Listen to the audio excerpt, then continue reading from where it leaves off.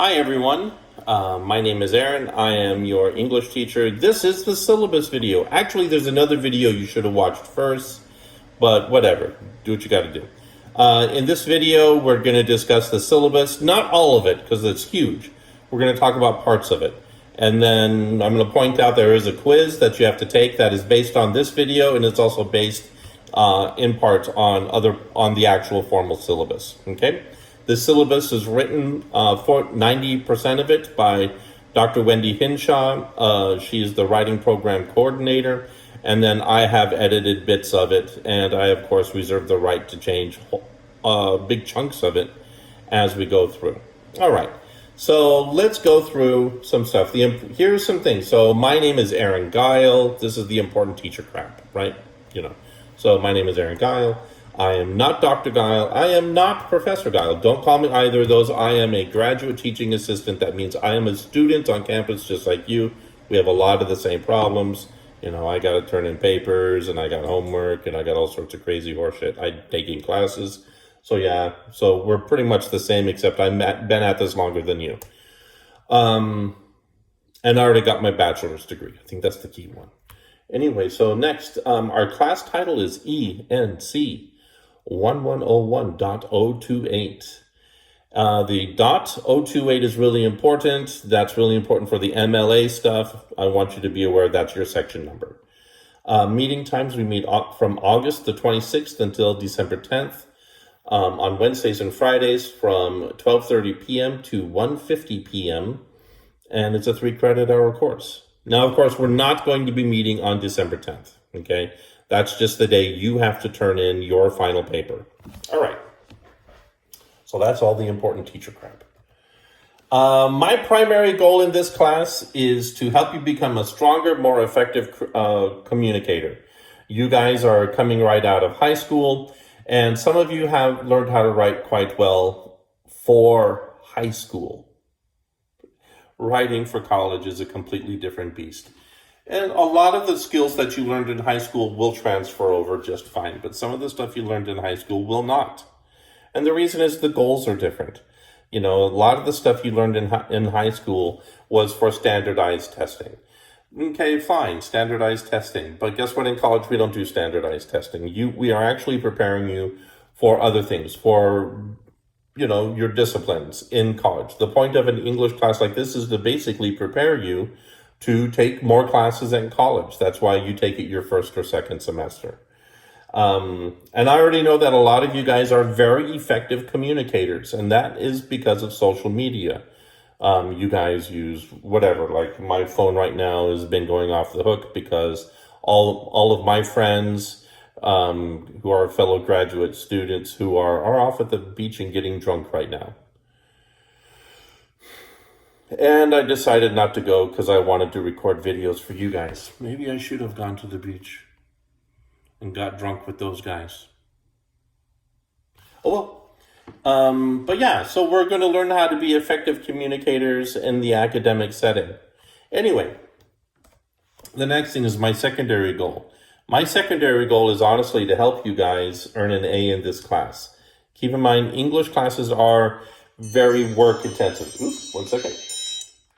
English classes are very work intensive. There's a lot of work that goes into doing an English class. It's not mentally that difficult. Honestly, it isn't. But it is a lot of work. So my goal is to help you get an A.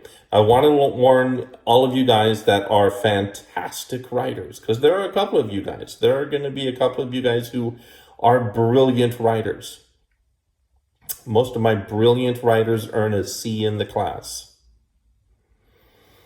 And that is because you are relying on your writing skill rather than on your skills as a student. In this class, it takes a lot of hard work. And so while I will enjoy your very skilled writing, I want you to do the work as well. And yeah, some papers have been a dream to read. But if you don't do the other homework, you're not going to do well in the class. So yeah, I want you to get an A. I will be happy to give as many A's as I possibly can. Last semester, in a class of 22 students, I gave 10 A's. Okay? Out of a class of 22. So that tells you I give A's. I like to do that, but I'm going to make you work for it, and there's a lot of work. All right, next. Here are the things to be an effective student. Turn everything in on time. These are the student skills I was talking about. Turn everything in on time. Follow the directions. And if you don't understand what the hell I'm talking about, email me, and I will try my best to email you back a good answer. Or go to the Writing Center. The folks in the Writing Center are very happy to help you. Most of them know me, and they're like, oh yeah, Aaron, we know him, and they will help you figure out what to do. And if you don't know something about MLA, you like works cited page, in-text citations, whatever, look it up on Purdue OWL. The website is Purdue.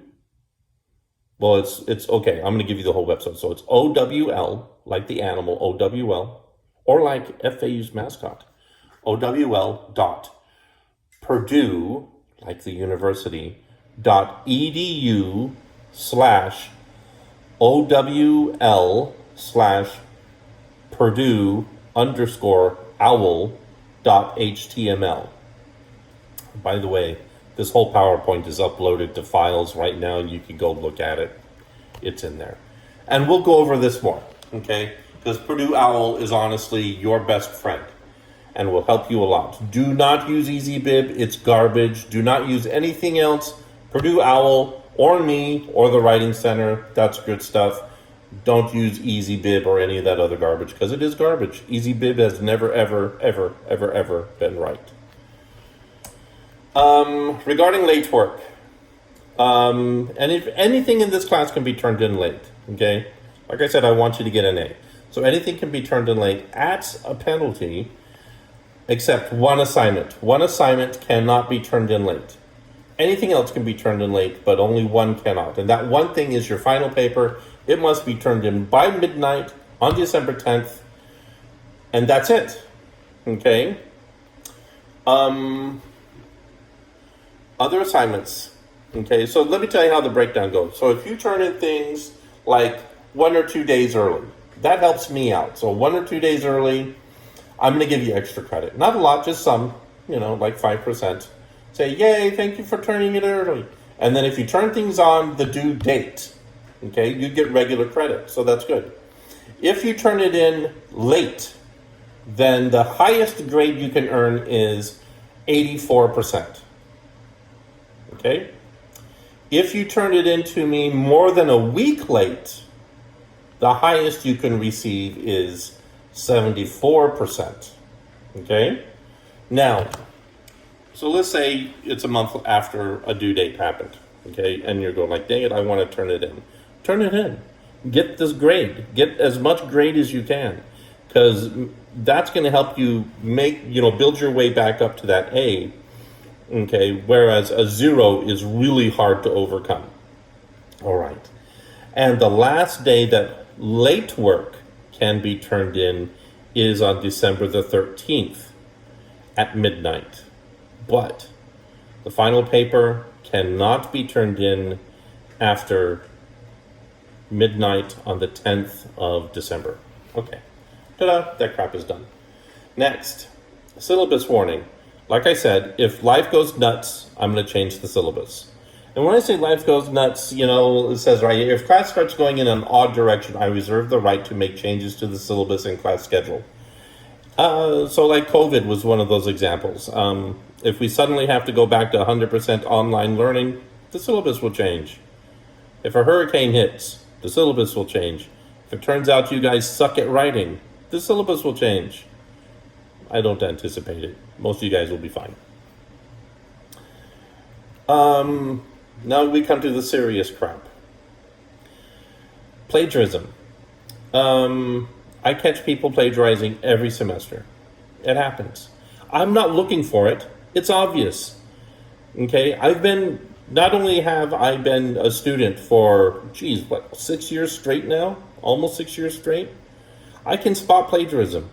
The next thing is I read like crazy. It's really easy for me to spot plagiarism. So if you plagiarize, I'll probably figure it out. It's not like I'm looking for it. It'll just be obvious. If I catch you, I will email you and say, hey, would you please stop plagiarizing? And I will fail that assignment that you plagiarized on. I will give you one warning. If you plagiarize again after that, then I have to take action. Which point I will refer you to we will have a hearing. You and I will sit down and we'll interview. We'll talk about it, find out what the crap happened, and then I will refer you to Dr. Hinshaw. And then from there, Dr. Hinshaw will decide what to do. But most likely you'll receive an F in the class. And then it gets pretty nasty from that. We will talk more about this in class on Wednesday. Now, regarding going as far as sending you off to Dr. Hinshaw, I've only done that once. Okay? Like I said, I catch people every semester. I give you an F on the assignment. I make you rewrite the assignment. You have to do a full rewrite. You can't just do a little bit of one. You're going to do a full revision. I'm going to help you write a better paper. It'll be great. You'll get a good grade. Keep in mind, this includes borrowing ideas from your friends and not citing your friends. If you don't know how to cite your friends, Purdue OWL can help you. You can contact me. I will be happy to help you learn how to do that. I cite my friends all the time. You know, Will, he said this crap the other day while we were over at a bar. I will cite Will in my works cited page. And so that way my professors know, oh, Will said this? Oh, wow, Will's pretty smart. You know, and so it's possible to do it. So when you're borrowing ideas, borrowing wording or organization from another source, you must acknowledge that fact in an appropriate manner. And the reason being is theft. It's theft. It's like shoplifting. You know, it's that kind of thing. And if you do it on a big paper, then it's like larceny. It's a big deal. All right. Plagiarism is the deliberate use and appropriation, theft, of another's work without identifying the source and trying to pass off such work as one's own. So it's a big deal.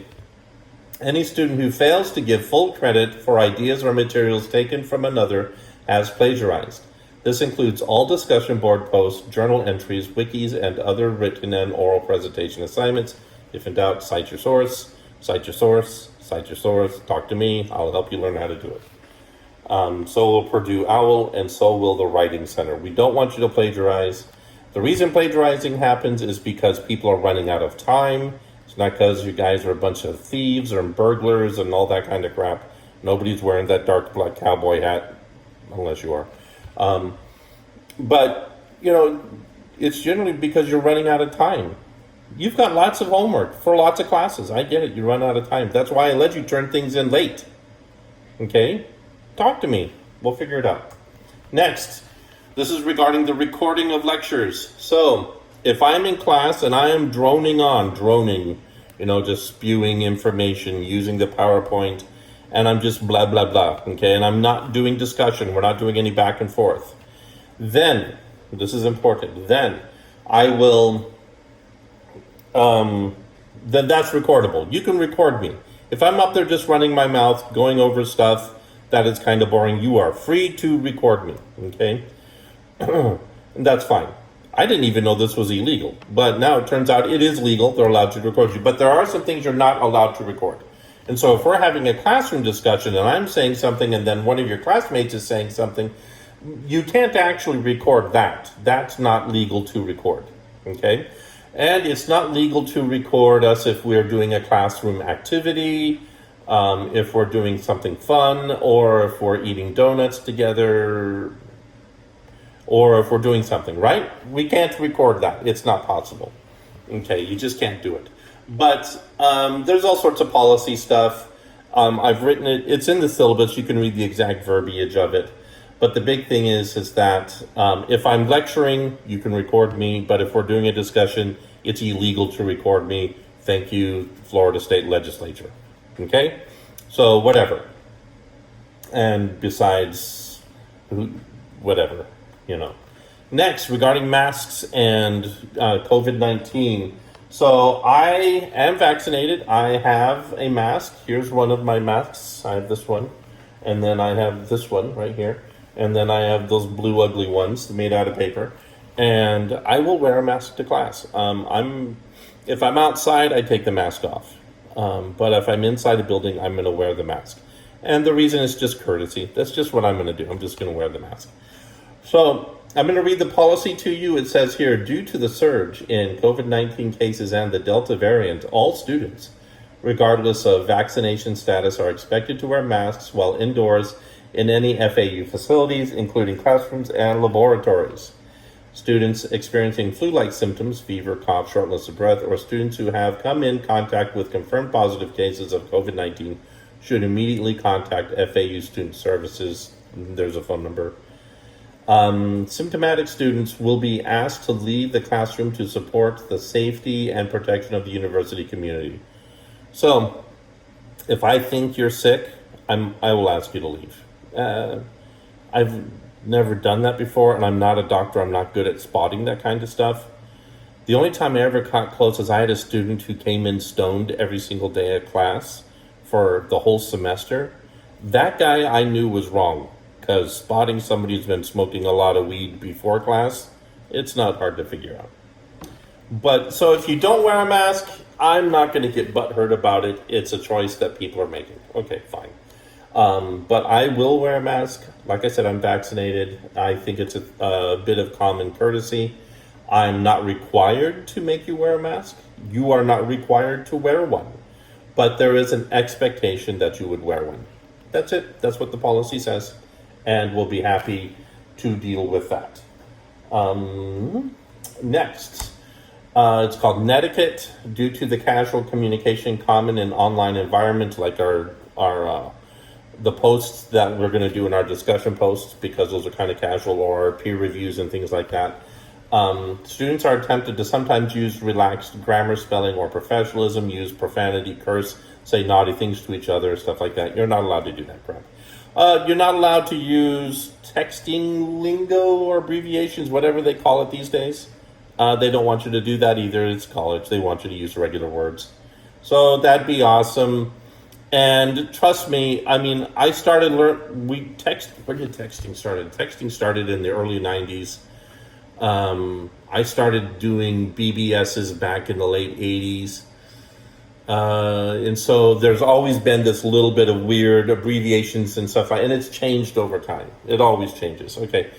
None of that crap, please. No emojis. People interpret emojis differently. None of that. Just regular language, please. It's called netiquette. It's an old word that means don't be a butthole online. Okay. Classroom ethics, the FAU writing program values inclusion and mutual respect.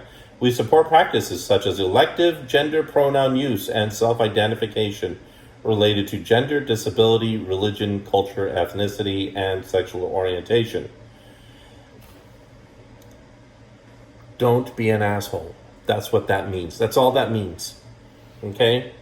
That's all that means. Don't be an asshole. So, if someone uses pronouns that are different than whatever, than you, fine. Who cares? If someone has a different religion or ethnicity or different nationality or different racial background, okay. No big deal. It's not going to be a hang-up that we're going to have in this class. Okay? Our classes enact a culture of respect. That's important. I'm going to respect your ideas. We're going to disagree on stuff, but I will respect your ideas. Because I respect your ideas, then I expect you to respect the ideas of your classmates.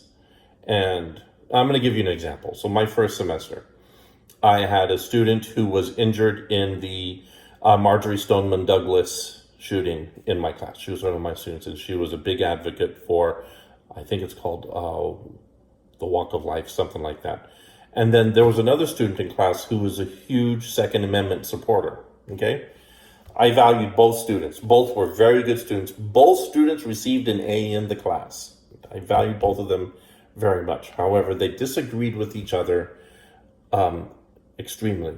And one day, the one student, she was up giving a presentation on, the March for Your Life movement. And the other student got really offended and started shouting. And so I had to close it down and say, hey, we can't do that. Okay? We have to be respectful. Basically, if you feel one way, then that's fine.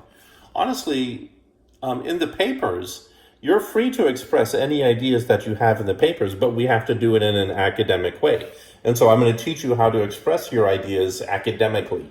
It's a very evidenced way of thinking.